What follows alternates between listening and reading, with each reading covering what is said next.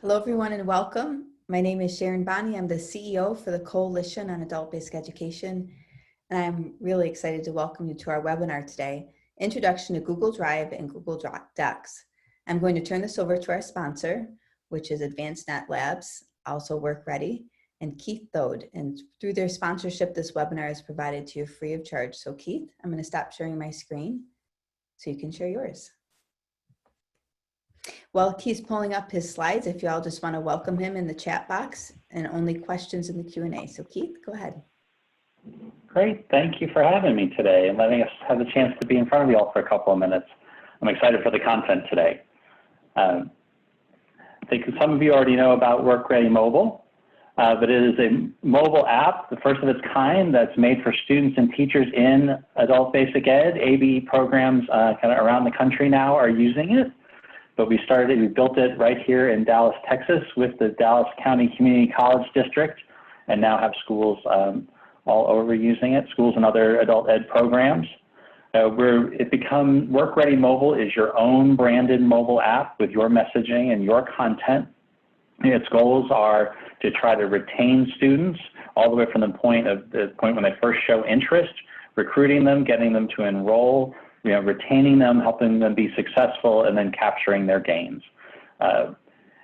It allows you to have your own kind of private communication environment with your students. So teachers communicate with students, or the programs can communicate with their students. The students can communicate back. It has some features like a goal setting exercise. I know happens in a lot of your programs. It makes the goal setting exercise happen online and on the app. And then things happen like automatic messages and reminders to the students to help them stick to their goals. There are classes, whether those are in-person classes or a lot of online classes these days, reminding students to show up for class and the other things that they need to do to be successful, and sharing documents back and forth, and otherwise making the students aware of other resources. So for your students, it becomes their one-stop shop or their home base for anything you would ask them to do online. Right now in the middle of our COVID response, we're doing some heavy granting on this app where we're not charging. Typically there's a setup fee and there's some monthly fees to support the app, but we're being as generous as we can on those right now. We want this out helping retaining students, giving them the resources they need, and supporting your programs and being successful. Also at this time, kind of separate from Work Ready Mobile, we're doing a lot of virtual conferences and virtual career fairs. So if you had an interest in that, we're trying to help make the community successful by reaching out, and where we normally get to come together for education and for exhibitor booths and that sort of thing, that we're helping do that in a discounted way over technology. So that's a little bit about us. I would love to hear from you. I'd love to provide more information and get the chance to have our team learn more about your programs and see if there's ways that we can support you. Thank you. Thanks so much, Keith. We really appreciate that. I'm going to go ahead and share my screen real quickly here. First, I just want to mention, we had this question a lot, what's going to happen after the webinar? I want to make sure you all know that you will receive a certificate of participation. It will come to you within 24 hours. You'll also be able to access the slides and resources in our adult educators repository within 48 hours. So everybody that is on this webinar will receive an email specifically from Zoom within 24 hours of participation. You'll also be able to access the slides and resources in the adult educators repository. And then as well, there's a number of webinars that we've been working on specifically for you in dealing with the COVID challenge. So I just want to really encourage you, if you haven't done so yet, go to coabe.org. You'll see that there's 20+ webinars lined up, all dealing with the COVID challenge. Tomorrow we have a webinar on Google Classroom, and the following day we have another webinar on forms. So there's a lot of great information coming up, and it's just an excellent opportunity, and it's free of charge because of sponsors like Work Ready. They've really done a great job. So now I'd like to introduce you to our presenter today, Nell Eckersley. And Nell has been on our board of directors before. She served in a lot of different areas there, but specifically on our technology team. And she's just been a wonderful asset to us and to the field. So I'm going to turn this over to you now And if you all want to just welcome her in the chat box, and again, put your questions in the Q&A. So hello, everyone. Good to see you all out there virtually. I'm going to be sharing some slides today on the basics of Google Drive and Google Docs. And this is very basic, but there have been some changes. So even if you're a little bit experienced, there might be some new things that I hope I can share with you. And I want to thank in advance Melinda Holt, who will be doing the Google Classrooms tomorrow. She put together a couple of slides on some basic Zoom stuff that I'm going to include. So she's one of my heroes. So you're lucky if you're going to be going to that one tomorrow as well. I'm going to go ahead and stop my video and bring up my slides. And as Sharon said, please put questions in the Q&A, and you can put comments in the chat. We'll try and keep an eye on both of them. When I'm sharing my slides, I don't always see those things, so there might be a slight delay, but we'll definitely, if we don't get to all your questions in the Q&A, we will be sending that out to you after the fact. We'll have all that information added to Google Doc. All right, let's see.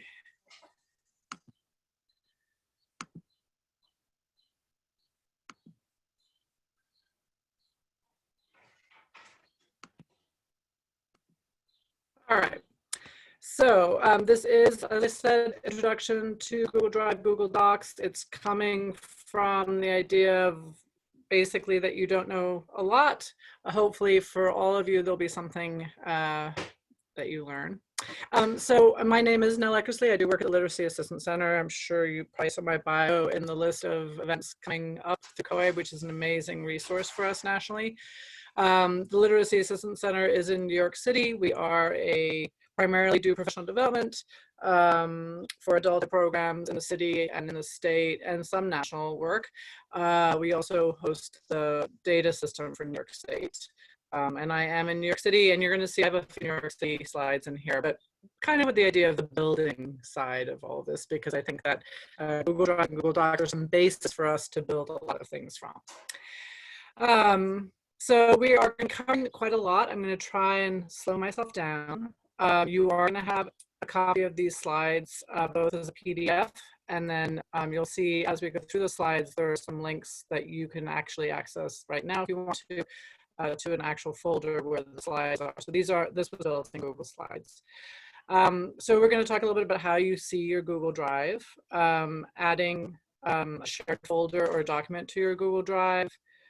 So this is if someone else shares it with you. We're going to talk about how you can share with others. And then we'll move into docs, how you create a doc, some of the items in the ribbon that you might not be so familiar with, how you can use Google Docs for collaboration with students, which I'm sure right now when we're living in this world of virtual learning and digital landscapes, being able to collaborate together for a distance is a really great resource.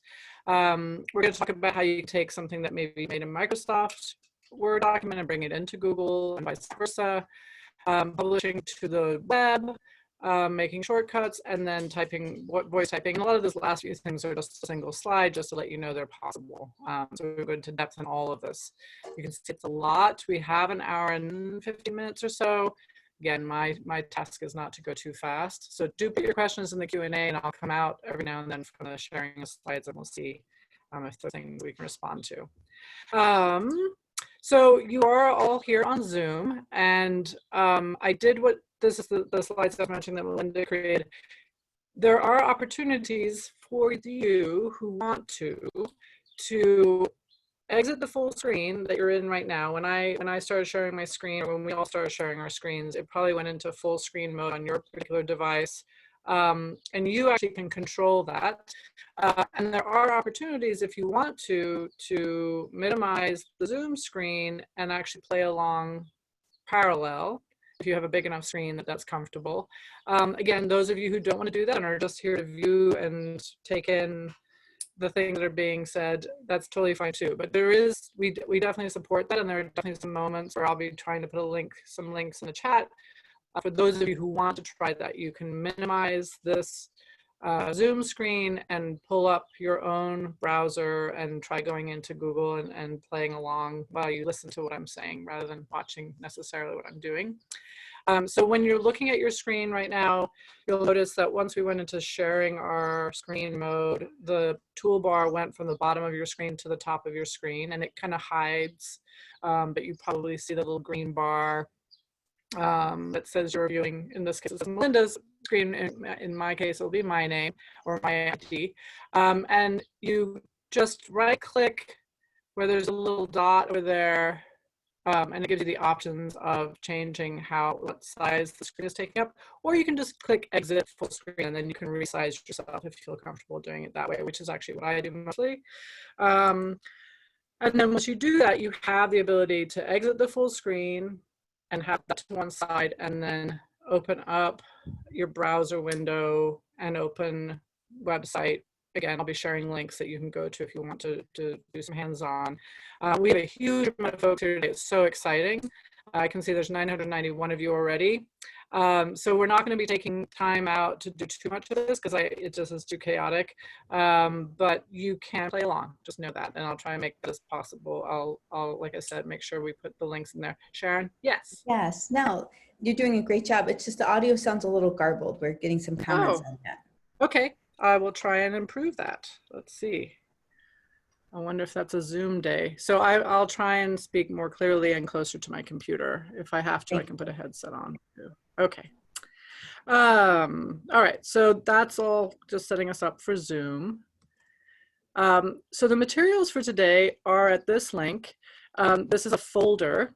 And if you wanted to do right now, if you wanted to minimize your Zoom screen, you could do that, and you could take this link, and it is case sensitive. It's a bit.ly link, so it's made of words, right? https://bit.ly/Google Drive Docs, and then today's date. And Google and Drive and Docs are all capitalized. If you type that link into your browser, it will open up a Google folder that has all of the content from today, including this slideshow and a few other documents that we're going to look at. So I'm going to give you just a moment to try doing that for those of you who want to try it out. Actually, let me stop sharing for a second, and I'll put this in the chat. I don't know if that's going to be helpful. The chat probably is moving fast.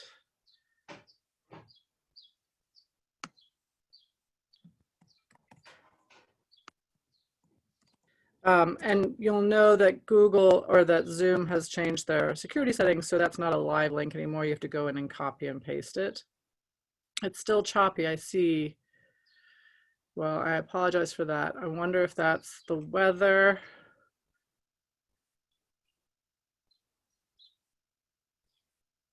Okay, so I'm going to put it in the chat one more time. To get to the chat, when you're looking at the screen, you want to go down to the bottom. There's a toolbar, and the chat is an icon right in the middle there. If you click on that chat, you'll get a chat bar going along the right side of your screen. So the link is there. I'm going to pull up my screen again. Okay, good. It sounds like my sound's better, but do let us know if my sound gets bad again. So I'm going back to my browser. So again, this is the link for all of the stuff today. You'll get this as well. The slides have already been sent to COAVE, and they're putting them up in their own repository. This is just an added bonus for those of you who want to try it out. So when you go to that folder, it's something that I'm sharing with you, and it opened up your Google Drive. When you opened up your Google, when you put in that link and you clicked enter, up comes Google folder. If you're logged into your Google account, down the side, you'll see all of these options. And if you click through them, the question was, where would this show up? And the answer is it would show up in shared with me, because I just shared it with you. You haven't added it to your Drive yet. It will show up in shared with me. So shared with me is a really great place to go look for things that you've opened up once. This one sent you a link and you open it up. The downside is it's a very, anything you open up goes in there. So that folder can get very full, and it can be hard to find things from very far back. You could search by author and some things like that, but it's not the best tool, but it's a good beginning. So when you have opened something and you're trying to get back to it, one option is to try going to the shared with me place. But we're going to talk a little bit about how you move it from shared with me into my drive, and we'll get there in a moment. Okay, so that's sort of a precursor. If I was doing this face-to-face, we would have spent some time making sure you'd all got there. I know some of you didn't get there. Again, we'll share that link several more times, and COAB will also let you know when it's up in the repository. So don't worry too much about that. So viewing your Google Drive. Yes. I'm Yes. sorry to bother you. We're just getting a lot of feedback about the audio. Do you think maybe you have a headset you could use? Or is there I do have a headset. It'll take me a second to put it on. Okay. One So we're moment. going to address this. So while she's doing that, everybody, just so you know, we have heard your thoughts here. We're taking it into account, and we will be right back with you in a moment. And you feel free to introduce yourself there in the chat box. Also, I've posted the link so that you'll be able to download the webinar and the resources in the Adult Educators repository. So that's going to be available. I'm going to put it there again so you guys can see it. And this is going to be where you're going to be able to go and download this for free. Yes, hello everybody. I see so many wonderful comments there in the chat box. I also just want to mention we have 1,009 people on with us today if you look at the participants. This Zoom platform, we have 1,000 seats that we've bought. So that could also be part of the issue, but we're doing our best here. We've tried to limit capacity to 1,000. Looks like 9 people slipped in. So, okay, so just taking up a little bit more time here, and thank you all for your kind comments there in the response box.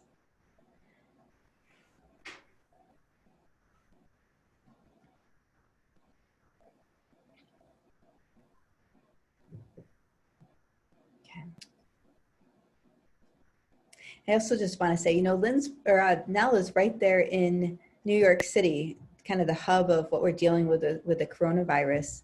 And I so appreciate Nell taking the time to be with us today. It was on a last minute, request from me. I think on Wednesday I asked her to do this, and here she is on Monday. So special thanks to Nell for being willing to help us out with this. And of course, our goal here at COAB is to be the resource and the leader for you as you're dealing with these challenges of the coronavirus. So our goal is to push out as much professional development as we possibly can during this time to be able to assist you while you're dealing with these challenges. Excuse me. So now let us know when you're ready. I will. I am just trying. I'm basically calling in with another device to see if I can do it that way.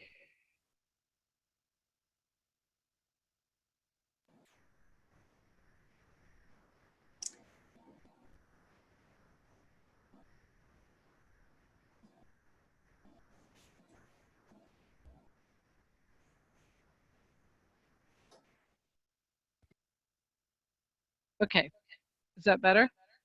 It is, yes. It sounds great now. Thank you. Okay, so we're going to try this. Very fancy. Now I'm 2 people on the slides. That's very exciting. Okay.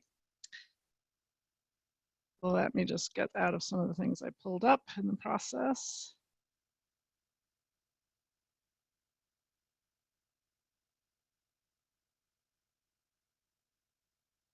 All right, so you are now seeing my slides, I hope, right? We do, but it's not in the, there you go. Now it's in the presentation. There we go. Perfect. Excellent. Thank you. Okay. So we're talking about how do you get to your Google Drive, and part of my goal here is not just, everyone probably has a way to get to their Google Drive if you've been using Google Drive at all. The issue is efficiency, right? About the best ways to get to Google Drive. And I've seen a lot of people get to their Google Drive through opening up their Gmail or clicking on the launcher from their Chrome browser. And those are all totally fine ways to get there. I wanted to show you 2 ways that I'm suggesting here. One is that you can always, with all Google tools, you can go to, you can just type in the actual website, and it's always going to be the name of the tool .google.com. So we have drive.google.com. Later on, we're going to see docs.google.com. If you're making slides, it would be slides.google.com. once you open that up, you're going to get into just your slides or whatever. In this case, you would get into your drive. So that's one way to get there, is go to drive.google.com. And when you do that, you get to see your beautiful drive, depending on how much stuff you have in your drive. If you've not used it, it'll be pretty empty. If you've used it quite a bit, it might have a lot of different files and folders in there. And I wanted to mention a little bit here how you can change the view. So if you notice in the upper right corner here, it says list view. What we're actually seeing here is called the grid view. So the grid view gives you the little visual, like pictures of your files. And if you have folders, it lists all the folders at the top in these little rectangles. And this is often the default, and many of your students, and maybe you, when you first pull up your drive, will see it this way. And if we are to change that, well, so this is the grid view, as I mentioned. If we change it to the list view, we see it this way. So at the very top, you have your quick access bar. Below that, you will have a list of all of your files first, and below that will be all your individual documents that have not been put into folders. So folders first, I misspoke. So first of all, you're going to see all your folders, then all your other documents will be below that. Quick access are the last 4 or 5, maybe 6 documents you've had open. The nice thing about the list view is that you can sort it very easily. So you have the ability to sort it alphabetically by name, by clicking on where it says name and that little arrow. That arrow tells me that right now it's going from A to Z. If I click it again, it will go Z to A. I can click it by owner, last modified, and file size. Notice that there's nothing under the file size here, and we'll talk a little bit about that in a moment. So I use list view a lot. I don't say to anyone that they have to do it one way or the other, but I want people to feel really comfortable going between these two. So if you have your Google Drive open, go up to where it says either grid view or list view and just click between those a couple times, just so you feel sure that you know how to do that. And do that with your students, because really one of the most annoying things, the thing that really throws people in technology workshops, is feeling lost, right? The thing that I see on my screen is not what I see on the screen that's being shown to us all.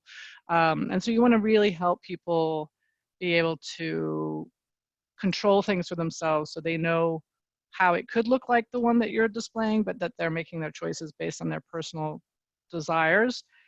If you're working with beginners, sometimes it is helpful to have sort of like, okay, you can do both, but for the sake of today, we're all going to do a list view. And that way you just know how to tell people how to get to what we're all doing. But just be aware. And the goal here with that, everyone should be independent. Everyone should go up there, be able to click back and forth between grid view and list view. So once you've done that, and I think I said there were 2 ways to get to your drive. So the 2 ways that I get to my drive is that I either type in that drive.google.com, or I do go to the launcher. And I don't think I have an image here of the launcher, but the launcher is that little, it's sometimes called the waffle. There's a lot of food terms here in Techland, especially in Google. So the waffle is that little 9 square grid, 3x3 grid. Sometimes it's rainbow color, sometimes it's just gray. When you click on that, if you have Chrome open, usually you have one somewhere. But basically that will give you all of your Google apps, and that's another way to get to Google Drive very easily. So now we're going to talk about adding a shared folder or doc to your Google Drive. So again, for those of you who went ahead and opened up my folder, that link that I gave you earlier, once you did that, you ended up at the top of the page of your Google Drive. There's a line that goes along that says shared with me, and then the name of our folder, which is Introduction to Google Drive and Google Docs. That horizontal line is called the breadcrumb trail. And if you think about breadcrumb trails and their purposes, right, they're usually used to help us figure out where we are and how to get back. So it's a backward moving idea. And your breadcrumb trail is always set up that way, where the place that you are is the name of the folder or whatever, but furthest to the right, and you can track back by going towards the left. So you are in the rightmost location, in this case, Introduction to Google Drive and Google Docs. And if you look back towards the left, you're going to see where that folder sits inside another folder inside another folder. And right now, because you haven't added it to your drive, or in this case, you're going to probably make a shortcut into your drive, you see it was shared with me. That tells you that it's inside the folder shared with me. We are now going to right click where it says Introduction to Google Drive and Google Docs.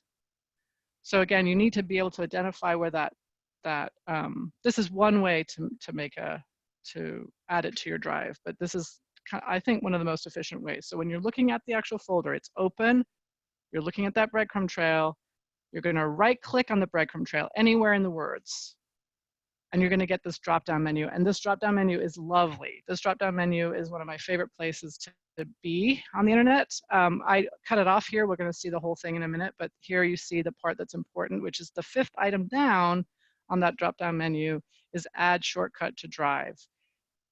If you had looked at this a month ago, it would say Add to my drive. And that is a big change. So no longer are you easily be able to now add things to your drive. You're going to actually be adding a shortcut to your drive. And it looks a little different than a regular adding to your drive. Adding to your drive, it just looked like a regular folder or the document. Shortcut has a slightly different icon. We'll see in a minute. So you're going to add the shortcut to your drive.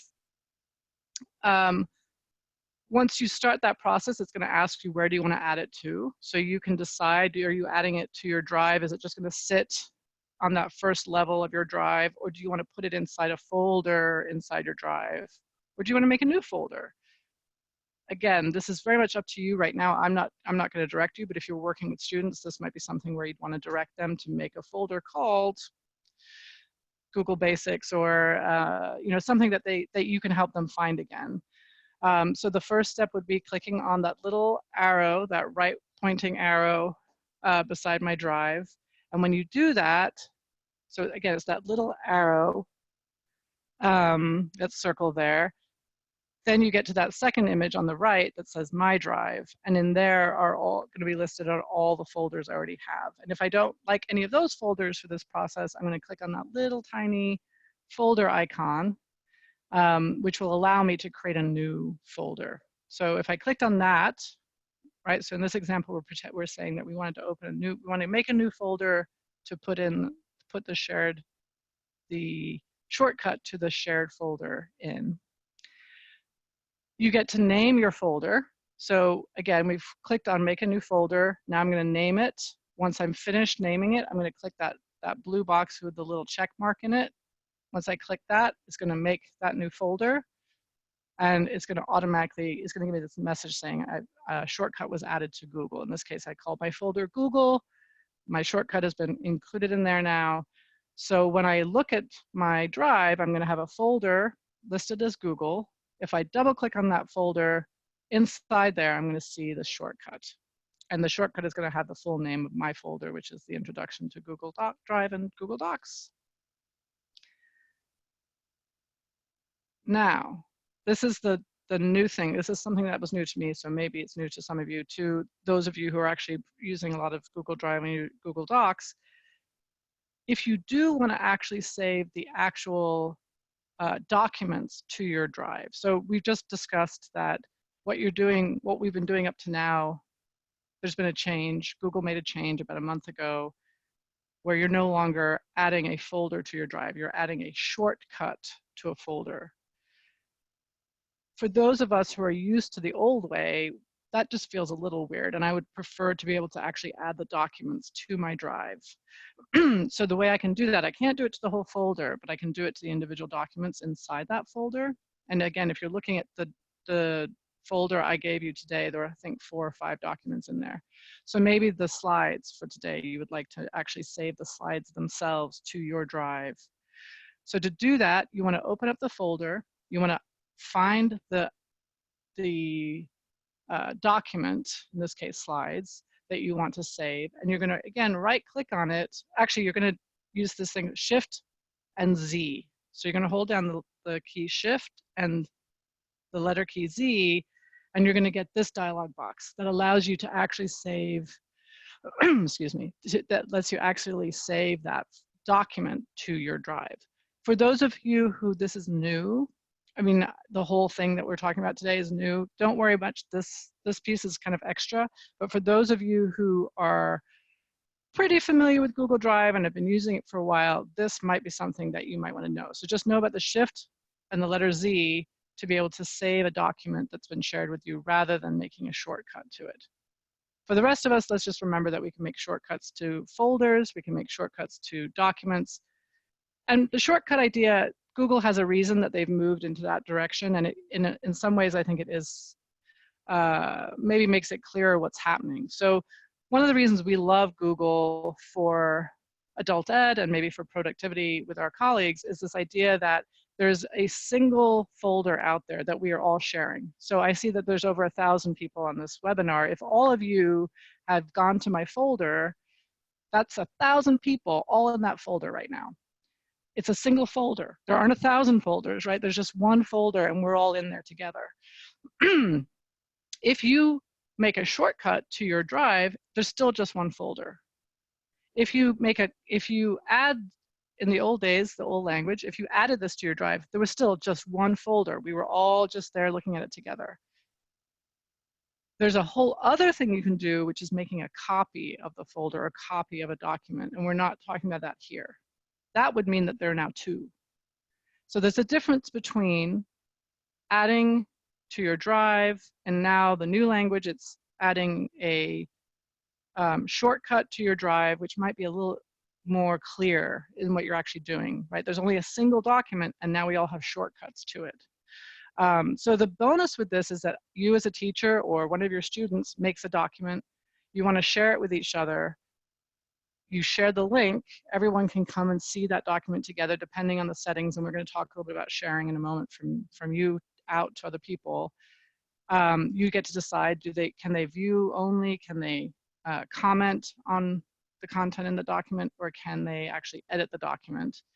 And when we talk about collaboration, that's a very important to make a decision in advance of putting in settings, what level of sharing are you doing? But again, be clear in the idea that there's a single document that we're all sharing versus making a copy, which would mean now that there's two, or in this case, it would mean that there are over 1,000 copies, right? So that's very different. And Microsoft, if you're more familiar with Microsoft, you can look at a document with someone else, but you can never edit it with that other person from a distance, right?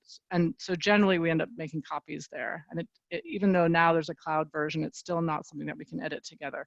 Google really, this is where they are particularly different in that we can all collaborate at the same time in the same document. It lives usually in the cloud, so we can access it virtually from a distance, which is very important to us these days. And it comes with the software. So a student doesn't have to buy Microsoft 365 to be able to make a document or add to a document. They can either use a document you've created, and they can do that even without having their own account, or for them to create an account, then they can do all the creation as well. But the software comes with it. There's no need to pay for the software. And so you can, there are some people have concerns around Google and how big it is and how much it has access to our content. But for adult ed purposes, I think it's a really great tool, and we just have to be aware of how we're using it. We're not sharing certain kinds of content there. But we at the LEC have been using now Google Drive and Google Docs and Google Slides, partially because we moved to Chromebooks, but partially for this idea that we wanted to give people access to our content while they were still in our workshops and have it go with them immediately and be live up to the most recent moment. And Google really lets us do that in a way that we didn't find with Microsoft or with other tools that we tried. There are great other content tools out there, Padlet and other things that are great for other purposes, but Google definitely as a platform of many different tools has been really wonderful for us. And right now, particularly when we're all working virtually in our homes, this idea of having a place to put our content that we could share with other colleagues or with our students, I think Google Drive is particularly relevant. So a struggle I see with both teachers and students and everyone I know is how to organize your drive so you can find the content that you either created or that someone shared with you, and how do you get back to it. And at this point in a face-to-face workshop, I would actually say, okay, everyone, log out of Google, log back in. Can you find our folder? If you saved my folder, in this case, you're saving the shortcut to my folder, can you find it? There are some things you can do to the folder that you created that can help it stand out more. And I've circled a few of them here. So we've talked about adding the shortcut to your drive. So that's step one. You can add it to starred. So if you remember earlier, we looked at the list of all the items that go down the left side of your drive. There are some folders there that are pre-created for you. One of them was shared with me. Another one is starred, and starred in usual online parlance is like favorite, right? So these are particular documents, folders, things that you are particularly interested in right now, but your responsibility is to unstar them when they're no longer so important. So maybe it's something that you need to go to every week. That's a good thing to put in starred. Maybe it's a project you're working on today that you're going to be working on for the next week or two. That might be good for starred. If it's a document you're going to every year, I don't know. I mean, again, you could totally put it in starred, but you don't want your starred folder to get out of control. So you want to kind of control the idea that starred is sort of a temporary favorites place. You can also change the color of your folders, not of the documents, but of the folder. The default folder for Google is gray, and many people just leave all their folders gray. I mostly leave my folders gray, but if there's a folder that I know I need to get back to, or if I'm trying to organize like all my folders to do with teaching level 2 ESL, or all my folders for working on Google, I can make all of those green, or all of them red, or all of them purple. You have a bunch of different colors you can pick from. They really stand out, right? So you have all these gray folder icons when you're looking at your drive, and suddenly there's a red folder. So that can really stand out. So if I was working with students, and you have students who have a harder time retaining or getting, maybe they're very nervous and they feel like they're going to lose things and they don't know how to get back to them, helping them think about what fits for them. Or if you want to say, like, everyone make your folder red, that way when we're going back the next day, we can come back and say, look through your folders and find the red one. And you can change that color anytime you want to. So we have adding it to your drive, so it's not just in the shared folder or a shared with me folder. So you're adding a shortcut to your drive, and you maybe put it inside a folder that you know the name of, so you can remember that name or the date or something that's meaningful to you. We can add it to starred, which means I go to that folder starred and there's only 3 things in there. I can really easily find it. And we can change the color. So I can glance through my long list of folders and find the red one or the green one or whatever color you want to use. So we want to think about ways that benefit us. Again, I don't tend to have feelings about the best way, because I think it's a lot about you and thinking through how it most naturally works for you. I know people who don't really see color. I live in New York City and we have the subway system, and to me it's very color based. And I have a friend who grew up here, and she doesn't even think about the color. She thinks about the numbers associated with them. So color might not be the most powerful thing for you or the most valuable, but the starred thing might work, right? Or having a name, putting it inside a folder, and knowing that that's that magical folder that has everything in it. So this is a little bit about thinking through what would work best for you. When working with people who are new at this or are nervous, sometimes giving them very clear rule, like, we're going to start off by, yes, everyone has to make their folder red. That can be helpful. But it's really important that people know how to do these things, even if they choose not to do them. And so eventually you want to get to a place where you're leaving some of that up to your individual folks, but everyone knows how to do it, because that's really what matters here. It's not great if someone knows how to make it red because you told them how and they can never get back and change it to purple when they want to do that. So this is organizing your drive. So at the top there, you can see the breadcrumb trail again, right? The shared with me and the introduction to Google Drive and Google Docs. If you have right-clicked on that and added the shortcut to your drive, when you look at the breadcrumb trail, it should have changed. And instead of saying shared with me, it should say drive. So all the way on the left is going to be drive. And then depending if you put it into another folder, there might be something in the middle, and then the name of my folder will be on the end. So introduction to Google Drive and Docs. You can see that it's going to be highlighted slightly in blue.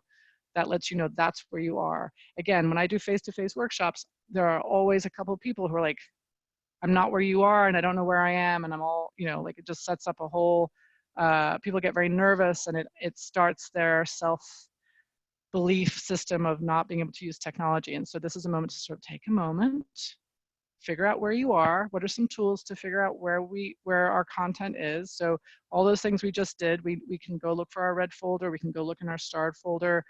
We can look at that breadcrumb trail, figure out where you are first, see where the teacher is. Maybe you could even figure out how to get where the teacher is then. So I see a lot of people, and I'm guilty with this with sewing machines, so I totally understand it, where the minute something goes wrong, it goes back into all my other memories of things going wrong. And a lot of people have that with technology. And so some of the work we want to do is help people self-soothe and feel able to take a deep breath and sort of come back in and locate themselves, and then they can kind of work themselves back out. That is a big struggle for a lot of folks.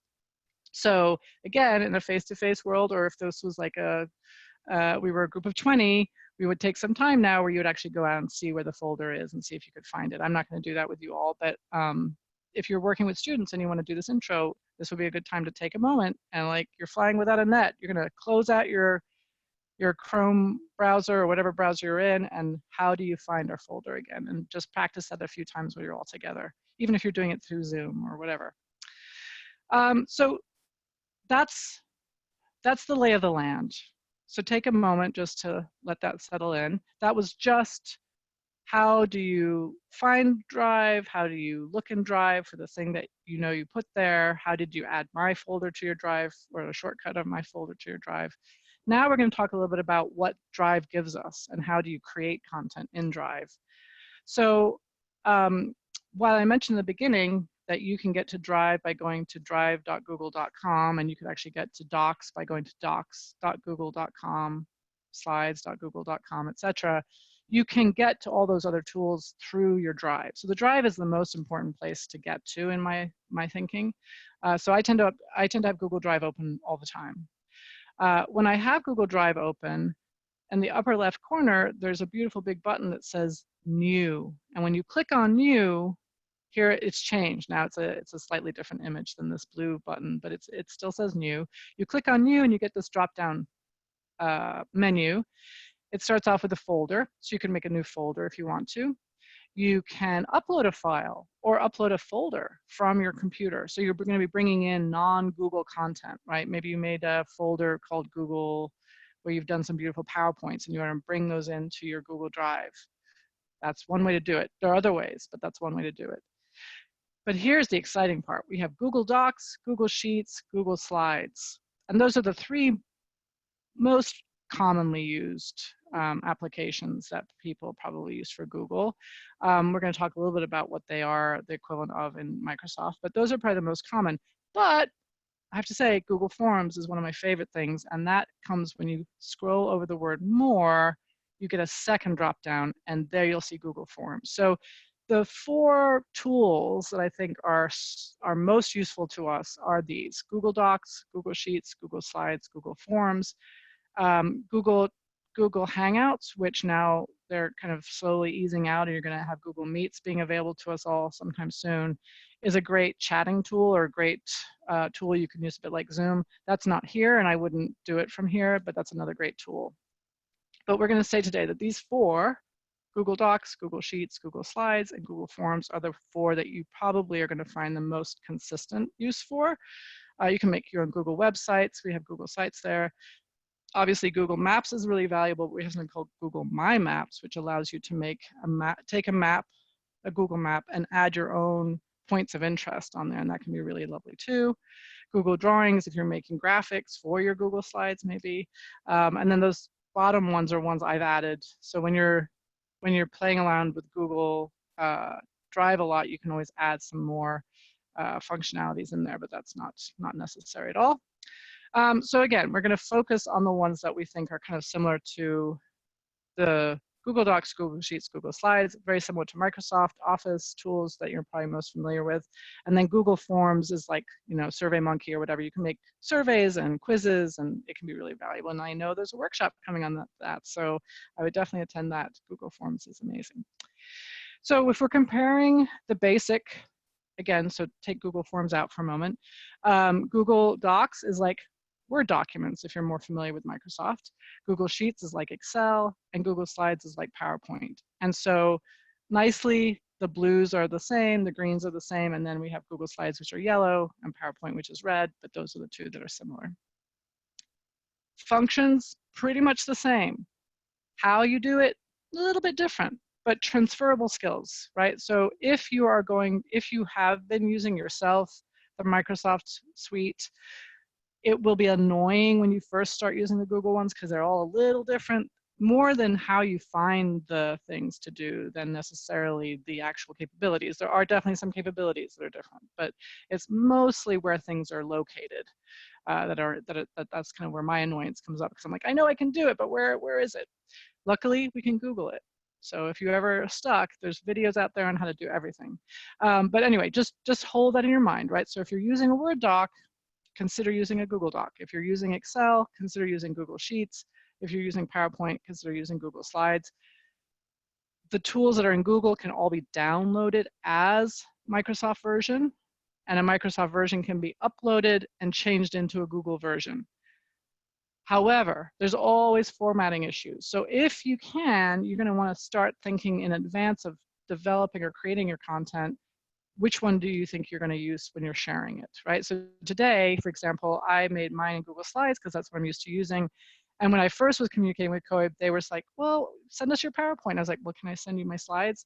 And they suggested a PDF. And I was really happy to do that, sent the PDF in. But if I'd known in advance that I should do it in PowerPoint, or if I know that my students are more familiar with PowerPoint, or there's a particular functionality, like there's a color dropper in PowerPoint that I haven't found in Google Slides, then maybe I'm going to use PowerPoint. If I know that I want to share it immediately with my students, or if I want my students to share something immediately with me, maybe we should start off in Google, right? So I do some of that thinking when I'm deciding which one to use. I don't think it's coming up yet.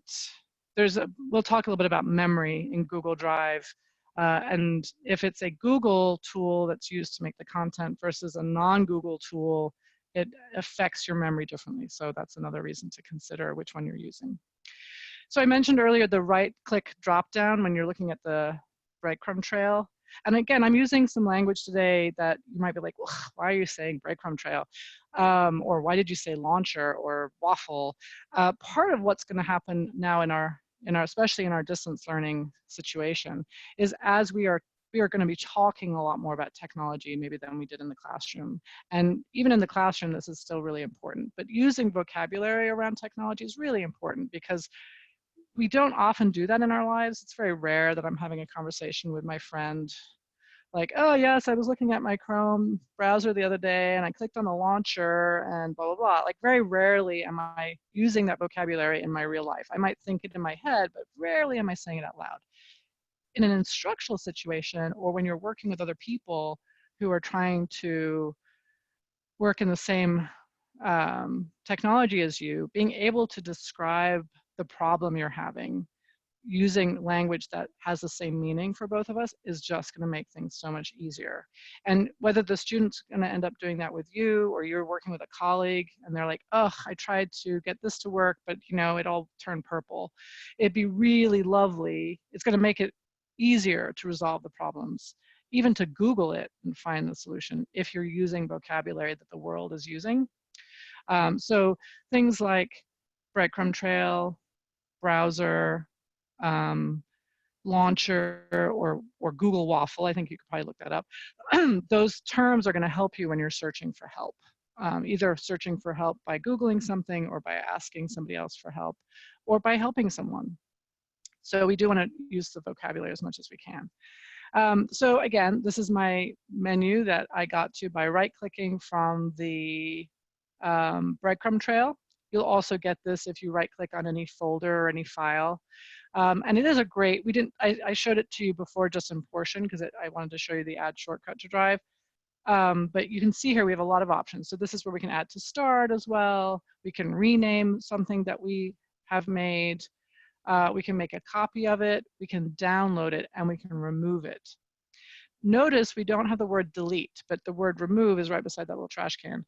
When you remove something from your Google Drive, it actually goes into another folder called your trash folder, and it's going to stay there for 6 months.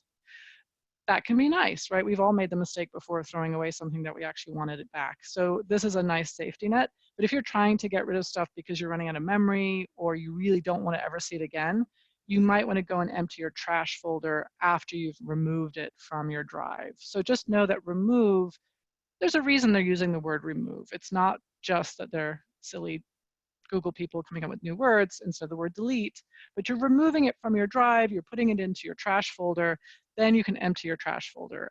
It will automatically empty after 6 months, but it is sitting there for 6 months and it will take up memory while it's sitting there. So I love this right click menu, and you should just be familiar with it because you're going to find it useful. And if you, I would guess that it's one of the first places I go when I'm trying to figure out where something might be. I'll try this drop down menu, and maybe this is where the thing is I want to be able to do. I didn't mention you can move the document or the folder from one place to another. You can open it with a different tool. So the second item there on that list. So it's a very rich drop down menu. So sharing a folder or doc. So we've been talking about me sharing with you, and now we're going to talk about you sharing with me or you sharing with your students. So if you're looking at your drive and you have a document or a folder that you want to share, one of the first ways that I do it, you can do it inside the document. So say you open up the document, up on the upper right corner, whether it's a Word doc or a slides or whatever, you're going to have a box that says share. And that's a different way of sharing. We're going to do this one where we're not inside the document yet. We're kind of a little bit more efficient because we didn't have to actually open the document. We're just looking at it from the drive. So I see it listed in my list of all the things that are in my drive. I right click on it. And I'm in that drop-down menu, which we just saw, Get Shareable Link.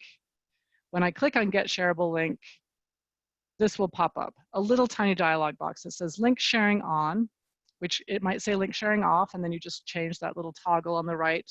Right now it's green, it tells me it's on. If you drag it back to the left, it's going to turn gray, which means you can't share, so you just have to make sure you put that on if you want to share. It says anyone with a link can view, and it gives me a link. If I'm happy with that, I can just share from there. I can copy that drive.google.com link, and I would do that by right-clicking on it and doing Control-C. But I might want to be able to, maybe I want you to be able to edit it, or I want to send it to you as an email. So if that's the case, I'm going to click on Share Settings, and I'm going to get a bigger dialog box. And the first thing I see here is Share with People and Groups.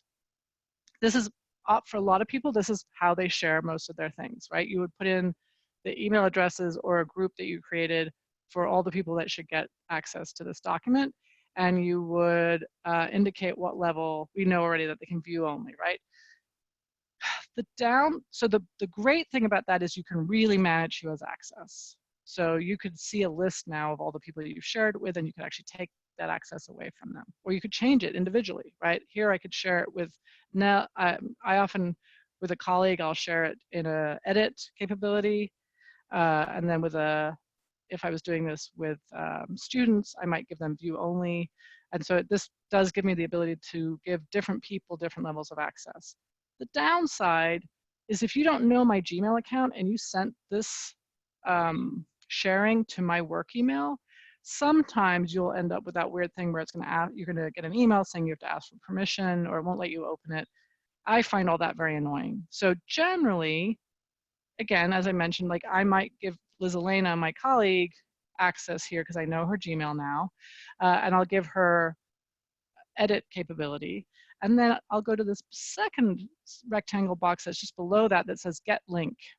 And there I could edit. So if I click on change, I can change what people can do. So can they view only or not? And that's the link I would grab. That's how I grabbed the link that I shared with you at the beginning of the slideshow. Or if I was going to email it out to all the people that came to my workshop or all my students, I would grab the link from there. And I would indicate what level of access those people could have. So here, when I clicked on change, I get the option here of clicking on where it says viewer, and I can change viewer, commenter, or editor. So they've even changed that into active language, but it used to be view only, comment only, or edit only. And if you go to advanced, you can even impact what editors can do. Can they download your content, or can they change other people's access? You also have that grayed out gear up there, which gives you more options. I think I made a copy. Yeah, so this is share with people settings. Editors can change permissions and share. Viewers and commenters can see the options to download, print, and copy. So you can check those on or off. I think the default is having them on. Generally, I do a lot of one-off workshops, and I'm really happy that whoever came to my workshop has access to whatever I've done. But if I wanted to limit it, these are some ways I could limit what I could share it with you, but you can't share it with someone else, or you can't download it. You can just look at it on my website or something like that. So this is how you can impact that. This is that point I made earlier. So you have, by default, with a regular public Google Drive, Google account. So any Google account, you get 15 gigs of memory in your drive. If you are accessing Google through a G Suite account, maybe your whole agency or your whole school or whatever organization you're with is using a G Suite account, then you get 30 gigs of memory by default for free. You can buy more for very little money. You see down the bottom there, 100 gigs is $199 a month, 1 terabyte is $999 a month, right? So you can get a lot of memory if you want it. But know that only things that you bring into your drive that were not made with Google, plus Gmail, plus Google Photo, okay? So things that are not Google, like a Word document, or a PDF, or a PowerPoint, or an Excel spreadsheet, plus Gmail, plus Google Photo, those are what subtract from your memory. So those 15 gigs can actually last you quite a long time if you're mostly using Google tools. I have a lot of stuff in my Google Drive, and I'm at 5.5 gigs or something, so I still have 10 gigs left. But I have a colleague who puts everything in her Google Drive, and she's run out of memory. So she's very frustrated. She's like, you know, do I want to pay for more memory? Do I want to make another account and then have to remember what's in which account? So just be aware that you are using memory by bringing in things that are not made with Google, which is totally fine, but maybe have more than one Google account so you know you start off that way and know that this is the Google account I mostly use for my students at this school or for this class.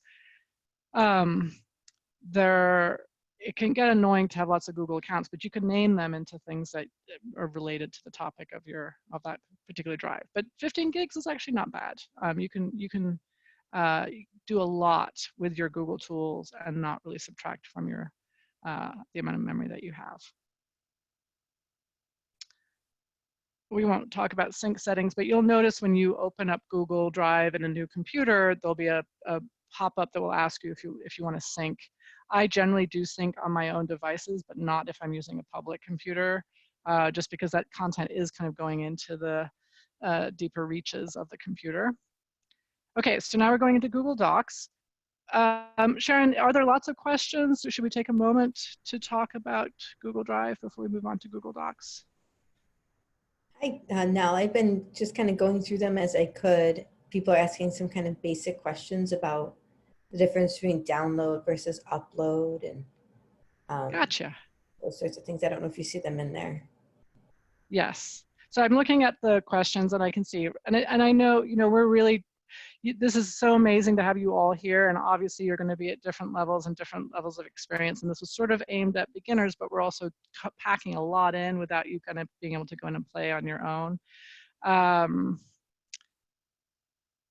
So I see some questions here about bringing content in that's not Google created, and when you do that, you can just, so we saw in the new that you could upload a file from there. You can also drag and drop. So you can go open up wherever your document is that's made in Microsoft and just drag it and let go of it. So you click, drag, drop into Google Drive. You double click on it, it will open up, and I think I have something here in Google Drive when I go into Google Docs to show you that, but it will show you a version of it, and then it will ask you if you want to open it in Google Docs. And now they've actually allowed you to kind of keep it in Microsoft, even though it's in Google.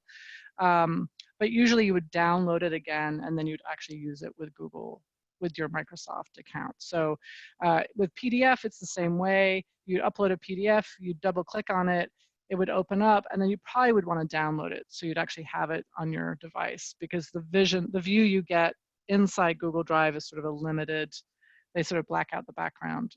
So you end up generally downloading at that point. Let's see.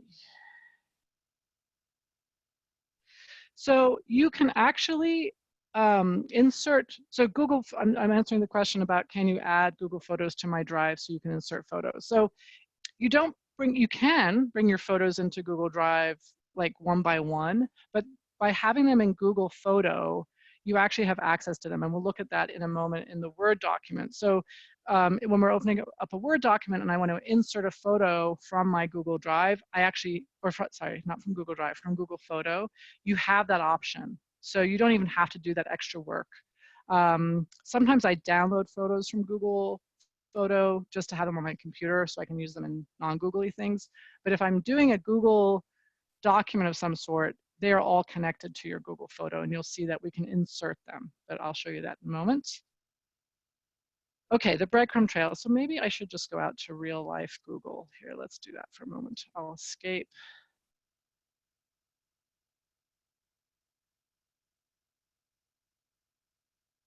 So right now I am in slides. If I go to my Google folder, you can see here, this is the breadcrumb trail, right? So right at the top, if I go back out, so I'm seeing my whole drive, I still have that breadcrumb trail. It's just the very first thing is my drive, right? But if I open up a folder, the drive is there. And the next thing that this is the name of the folder that I'm in. And now if I opened up a document, that would be the next thing over. So you'll see that it just keeps moving further and further to the right. And whatever the last thing is on the right is where you are. And then you can go all the way back to my drive. And to get back to your drive, so again, when I said earlier about helping people kind of relocate themselves, if this is still confusing, the very least you can do is just go back to my drive. And you can get back to your drive, the overview of everything, by going to my drive here, by going to the icon up at the top, that triangle, or clicking on the first item in the below new. All of those will take you back to this view. And again, very common for people to get confused about whether they're in my folder or in their drive. That shouldn't be confusing anymore. If you can see your breadcrumb trail, you know right now that you're in Drive. There's nothing to the right of that. Only when I start opening up something else do I get an item to the right of Drive. And then if I went into another folder, right? So this is where I mean that you end up with a breadcrumb trail that ends up getting crazy. But if I wanted to, I could track myself back, and I don't have to go all the way back out. I could open up, I could get back to one step before now. All right, let's see.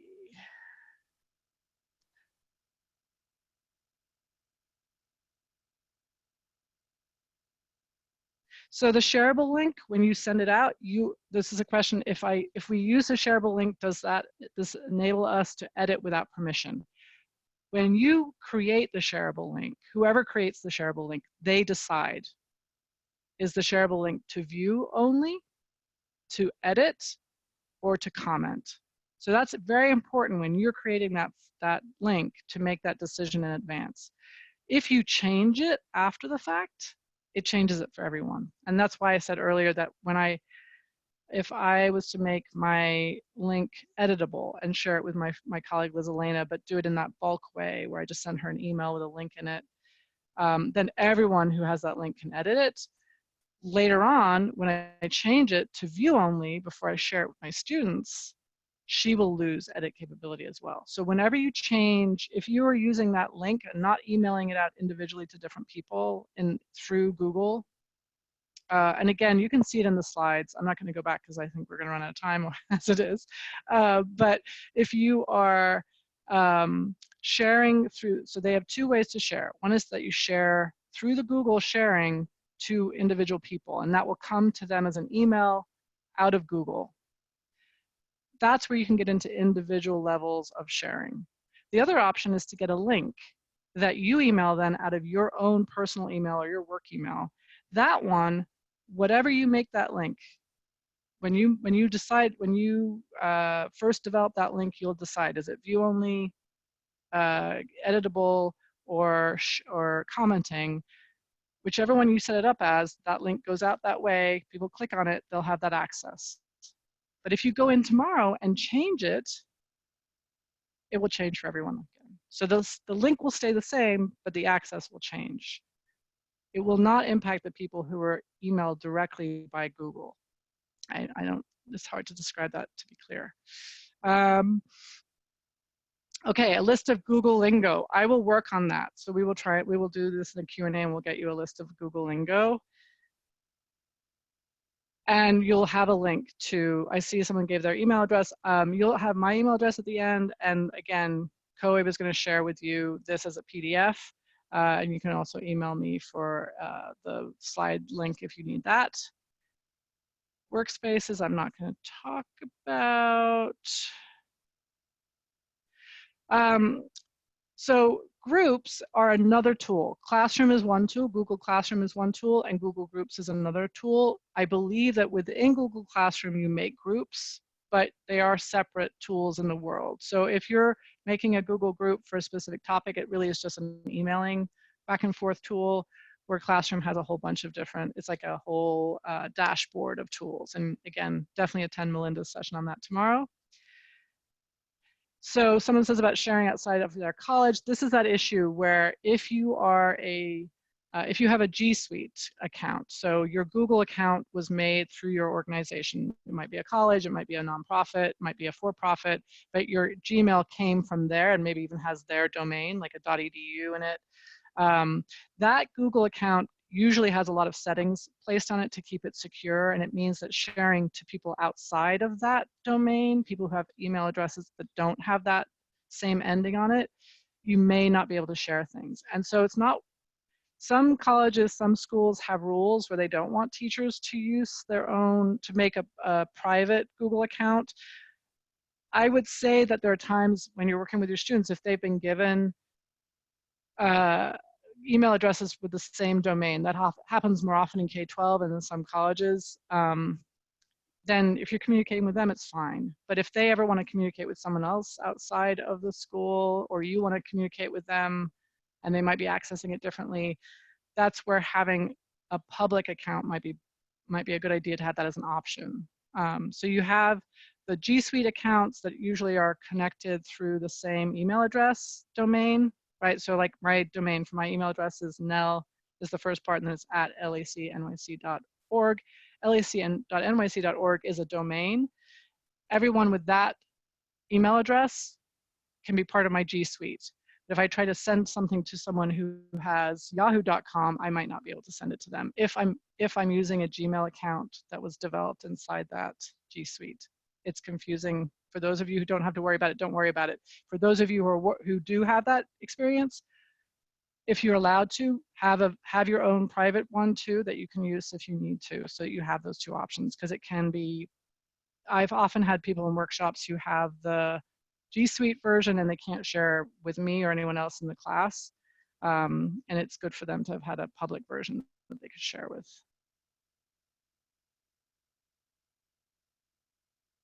So Google Classroom, talk to Melinda, because I know very little bit about that. How do you move files between accounts? Yeah, moving files between accounts, very much about sharing it with your other self to get it to the other account. And then you could change ownership if you want to, but it's a little bit complicated.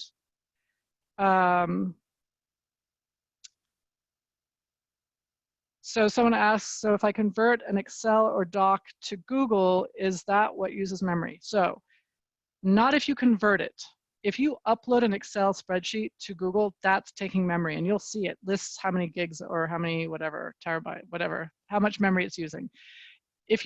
When you open it, it will offer to open it in the Google equivalent.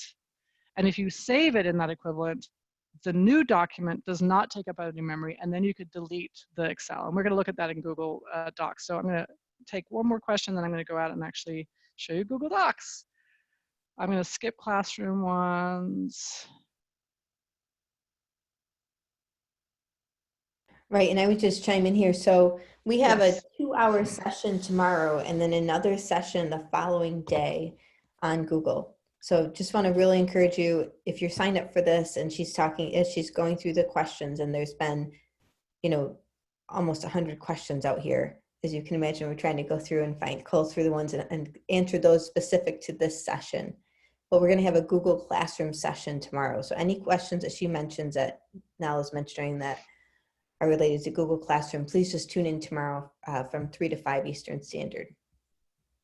So the last question I'm going to answer is one on how do you make a folder color, change the color. So here I am. I've got lots of these dark gray folders. I'm going to right click on anywhere there, right? I can right click anywhere. And here I have change color, and I can change that to red now, right? So now that's it's going to stand out to me that that's a red folder. Okay, now I'm going to go back to my slides and go back to present mode. And I can see, look at that, 69 of you are all in here with me. Oh, that's so lovely. Okay, so that's another thing to notice, right? That when we're all in here together, I am notified that you're here. And that can help me know that all my students got in, or, you know, I won't know. They're anonymous animals generally, so you won't know exactly who got in and didn't, but it warms my heart to see you all there. Okay, so Google Docs. This is just a little moment to show you that when I shared my links today, this is what the long link would have looked like. For those of you who got into my slides, you did that by copying and pasting a link, but maybe some of you typed it in. You'll be very unhappy with this long link. So this is just a moment to talk about the joy of Bitly. You'll notice that my links all are Bitly links. It means I took my long link, I went to Bitly, app.bitly.com, I pasted that long link, and it allowed me to make this short link. And you can have an account for free, and then you can customize it. So I even changed it into words that you can see that make it easier for people to type in. So again, if you're sending emails to students or there's a website, the shortened link isn't that important, although the shortened link does let you see how many times it gets clicked as well. By going back to the Bitly account, you'll see how many times it gets clicked. But if you're sending this to people who are showing it to them on a screen and they may need to copy and paste it, and some of them might even be typing it, Bitly might be your friend. Okay, so creating a Google Doc. We mentioned earlier, drive.google.com to get to your drive. You could certainly go to your drive and go to new to get to docs, but another way to get there is docs.google.com. And that's just true for all of the Google tools. Obviously you can Google it, but now you know, docs.google.com will get you there. When you do that, you get to this screen and it reminds you that there are actually templates available.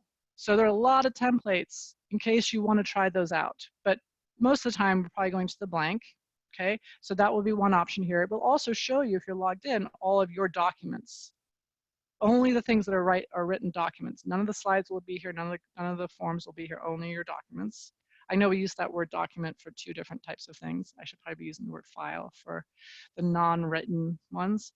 The other way, as I mentioned, is you open up your drive, up where it says new, click on that, you get a little drop down, and the 4th item there is Google Docs. If you click on the little sideways arrow, you will get that option to look at templates as well. And you can also go out in the whole wide, you know, the whole web to look for templates, because lots of people have created them for us to use. But if you just want a blank document, just click on Google Docs. Up comes a blank document. Blank document has a set of tabs: File, Edit, View, Insert, Format, Tools, Add-ons, and Help. Insert is a lovely tab. We're going to look at that one, but Insert is so great. File is where you could change the formatting, like you want to have your margins in different places or whatever. But Insert, I love Insert, we'll get there. Below that list, all those tabs, we have what we call the ribbon, and we're going to look at the ribbon in a little bit more depth, and that's something you've probably seen in Microsoft as well. But again, different things sit in different places, and that's, like I said, part of the frustration. I mentioned earlier that when you're in a document, usually you'll see a little blue box or yellow box or red box that says share. So that's a quick way to get to those share links that we looked at earlier. But that's once you've opened up the document. What I was showing you earlier was that when you haven't opened up the document and you just want to right click right on it from the list in your drive, that was my earlier version. This would tell you that inside the document, for everything except for Google Forms, you're going to click on that share, and it will give you those options again to decide who are you adding as what level of access. So Insert, as I mentioned, love Insert. So Insert, if you clicked on where it says image, you're going to get a little drop down, and that's this drop down over here on the right that says upload from computer, search the web, drive, photos.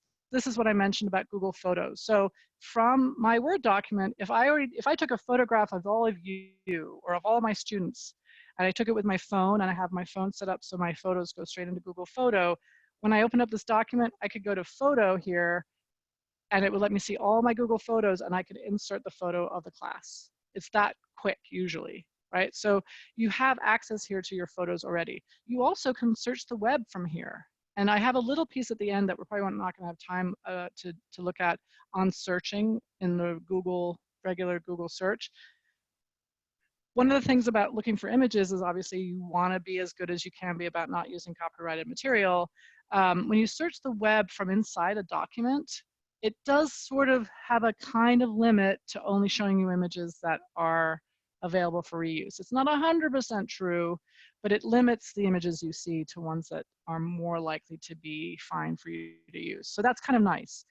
The downside is that the images, you don't know a lot of information about them, like what size they are, or some file types won't upload. So you might find an image you love and it won't actually do the next step. But just know that under Insert, if you go to Images, you get those options. It's a lot of possibilities for inserting things, images into your document or slideshow or whatever tool you're using. I also show you here what tables look like. So if you click on table, you get to select how many columns and rows. You can insert a drawing that you've made from Google Drawing, charts, horizontal lines, footnotes, special characters, equations if you're doing math, headers, footers, pages, page breaks, links, bookmarks, tables of content. Amazing. So the insert has a lot of wonderful abilities. Then the ribbon I mentioned, right? So if you're looking at the ribbon, a lot of these are kind of self-explanatory, but I highlighted a few of them. So we have left and right arrows. Those are taking you back one step or taking you forward one step. Printing. We have spelling and grammar check. It could be a good one for students to know about, for you to know about. There's a format painter. So if you've created formats, you could paint your document with that formatting. I've never done that, but that's what you would do. What the size is of the document that you're looking at, so you could make it bigger if you want to see it in a larger, like you want to zoom in on something. Normal text. This is actually really important, and I don't know how many people will do this with Microsoft. You can do it with Microsoft as well. To make your documents accessible, and the more and more we're doing online, the more we really need to think about making sure that the content we're making is accessible, especially if you're part of a school system. Because there's just laws about it, but also it's really good for humans that we make things accessible. And one of the things that accessibility is about is that if someone has a vision impairment, they may be using a screen reader, which means that there's a tool that goes over the document and reads out loud to them the things that they're seeing. And one of the ways a screen reader knows whether what you're writing is a title or is content is because you've labeled it with these labels. So instead of having a header, right, like at the title of your paper, you're probably used to going in there and like highlighting it and changing the size and maybe the font yourself, but that won't be read as a title by the reader. If you click on title, so highlight your text, make it into a title, you could still change it after that to a different font and different size and different color, but now the screen reader will know that it's a title. So really try to use these if you can, when appropriate. Fonts. Oh my gosh, you can add more fonts. This is like the most amazing thing. So if you are a person who likes fonts, or your students might like fonts, when you click on where it says Arial, which is the default, unless you go in and change that, to a different default, but the default is Arial. When you click on that, the very first option in the list of fonts is more fonts. So you get a limited amount of fonts by default, but if you click on more fonts, you can choose from huge libraries of fonts. It's dangerous, but it's fun and it's good to know about. So there you have that. The 11 is the size of your font. We have bold, italic, underline, text color, and highlight. Those are two that sometimes people don't know about. Then the ribbon continues. So this is sort of two halves. This is the right side of the ribbon. We have a link icon on the left side there. We have comment. We have add an image. We have, do you want it to be left justified or centered or right justified or justified all over? How much space lining do you want between? Adding both bullet points and numbering, indenting, and then you can clear formatting, which can sometimes be useful. The little pencil changes the type of editing you're doing. So this is kind of like track changes in Microsoft. So you have editing, suggesting, and viewing.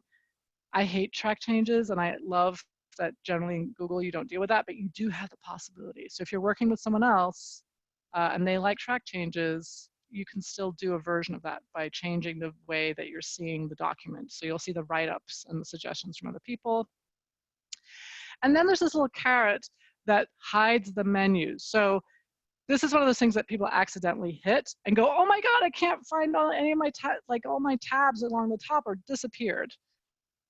If you can't see something, look for these little down arrows, upward arrows, and try clicking on them again and just notice which ones you've done. So on this one, if you click on that little arrow, those tabs that were like the insert, let me go back to them. These tabs, file, edit, view, insert, format, tools, add-ons, help. If you click that little upward facing arrow, that will all disappear. The title, untitled document will disappear, that will disappear. It gives you more space on your screen, but it also means that it's disappeared. And if a student ever tells you, I can't find edit, see if they can find that little arrow and click on it, and then it should come back. And again, practice it, click it one way, click it again. It should just take you back and forth between those two versions of what you can see. Collaborating in Google Docs, you already saw that in my slideshow. I get to see who's there. Again, mostly it's going to be anonymous frogs. It seems like you have to be logged in with your account, but like it's a deeper level of account to have your name show there. I'm still not quite sure how to do that. Mine shows up, so I did something sometime. But mostly you're going to see a lot of anonymous whatevers, but you'll have a sense. Is it 10 people? Is it 2 people? How many people are on there together? And then you can actually have people type in to the document, and their cursor will be the same color as their anonymous image, and that's how they can kind of identify that, you know, anonymous frog is Susan. Opening an MS Word document with Google Docs. So this is that question that kind of came up earlier. If I dragged a Word document into, or uploaded a Word document into my drive, and I opened it by double clicking on it, I'm going to get this black screen that says that W means that this is Microsoft, right? You know that that little blue rectangle with some lines on it, that is the Google image. So the W is Microsoft Word. Following directions is the name of the document. It has a .docx, that also shows you that that's a Microsoft document. In the middle of my screen, it's going to say open with Google Docs. So until I do that, it's going to look like an image sort of floating in this black background. Once I click on open with Google Docs, it'll start to look like a normal document in Google. I will see that it has this .docx to let me know that I'm actually editing a document that was originally and is still kind of halfway a Microsoft document. At that point, I can go into my file and save it as a Google Docs, and then for real, it will be a Google Doc. So when I go back and look at my menu, I'll have 2 different files with the same name. One will have docx and have a W icon, and I can delete that now because look, it's taking up 14 KBs. Right, not a major deal. But the one that I opened and saved as a Google Doc, nothing, no file size. It's not subtracting anything from my Google memory, and it's going to be fully interactive as a Google document. Now I could right click on this guy and remove it, and then I could even delete it from my trash. So that's one way to quickly make it into a Google document. Again, if possible, just start in Google Docs. But there are times I know you're going to have something sent to you that was done in Word, or you made it in Word 10 years ago. But this would be one way to bring it in, and then you could go back. You want to check the formatting, because some formatting will change, particularly if you're doing this with PowerPoint and slides, but even in Google Docs, it can change. The formatting can change. Okay, we're coming down to our last few minutes. Google Docs activity, we're obviously not going to do this, but this is an activity to think about doing with your students, where you have them go in and create a document and put in, you know, try out all these different tools, insert an image, make a table.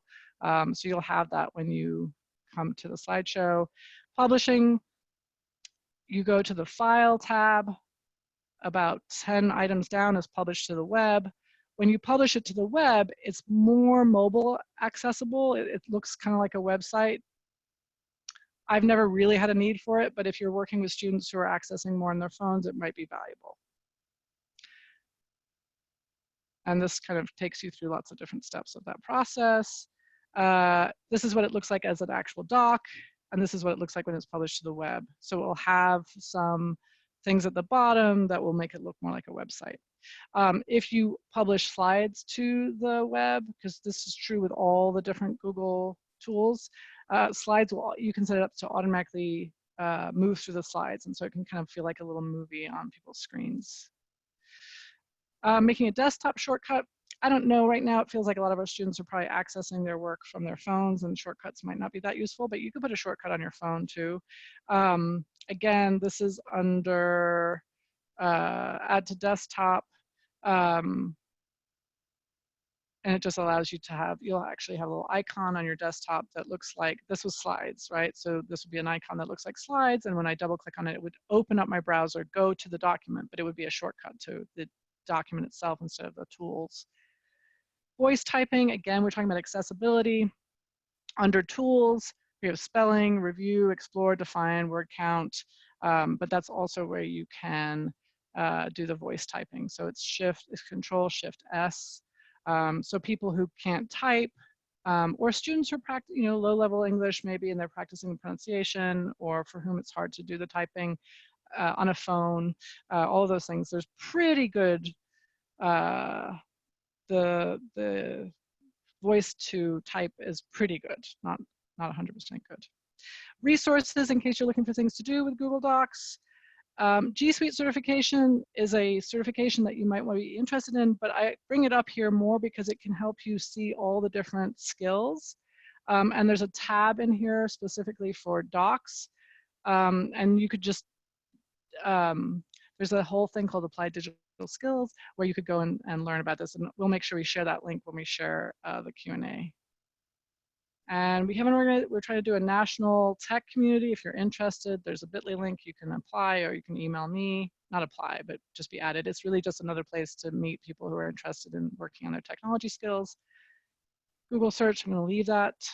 And I think that is it for me. We'll go, there we go. So again, materials from today, Google Drive Docs 5420. By the way, may the 4th be with you. And my email address and the website for the LEC. And I'm done. I know you have some probably things to talk about, Sharon. Yeah, so I'm here. Thank you so much, Nell. My goodness, so much material to cover in 90 minutes. And thank you to everybody who stayed with us this long. So I'd like to say that, yes, any questions that are left open, we will get those out to everybody and answer those. But I also just want to, if I could have everybody take a short poll here. So we're putting this out for everybody to take a short poll. As well, just want to mention that all of this is going to be available in our adult educator repository, so you can access the slides and the webinar link and any additional resources there within 24 hours.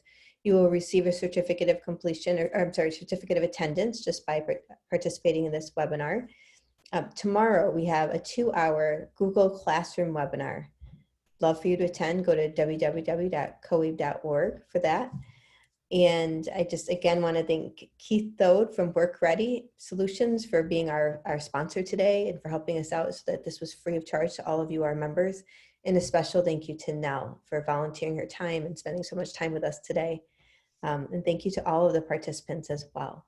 So with that, I'm going to end our poll, and we're going to wish you all well, and we hope to see you tomorrow on tomorrow's webinar. Thank you, everybody.